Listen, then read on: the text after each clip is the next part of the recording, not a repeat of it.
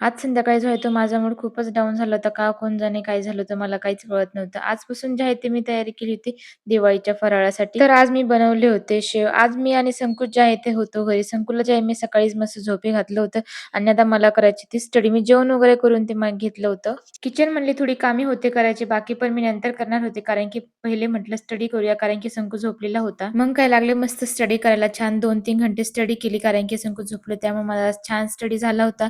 मस्त नोट्स वगैरे काढली. 4 नंतर जे आहे ते मी दिवाळीचं फराळ बनवायला घेतलं होतं आणि हे बघा किती राडा झाला होता. म्हटलं अरे देवा! आता तर मी फर्स्ट टाईमच हे केलंय आणि अजून तर बरंच काय-काय बनवायचंय, कसं व्हायचं? तर फ्रेंड्स तुम्ही नवीन असाल माझ्या चॅनलवर तर प्लीज माझ्या चॅनलला सबस्क्राईब करा. आज आहोचं जे आहे ते ऑफिस होतं आणि ते ऑफिसवरून आले होते. तर हे बघा लेकरं पण कसे खुश झाले होते आणि मी पण खुश झाले होते. कारण की ते घरी नसले की आम्हाला काही करमत नाही. कारण की त्यांचं वर्क फ्रॉम होम असलेल्यामुळं जे आहे ते आम्हाला त्यांची खूपच सवय लागलेली आहे. त्यांना ऑफिसमध्ये मिठाई नाही मिळाली त्यामुळे त्यांनी जे आहे ते Zomatoवरूनच कांती स्वीट म्हणून जे आहे ते इथं फेमस आहे बंगलोरमध्ये.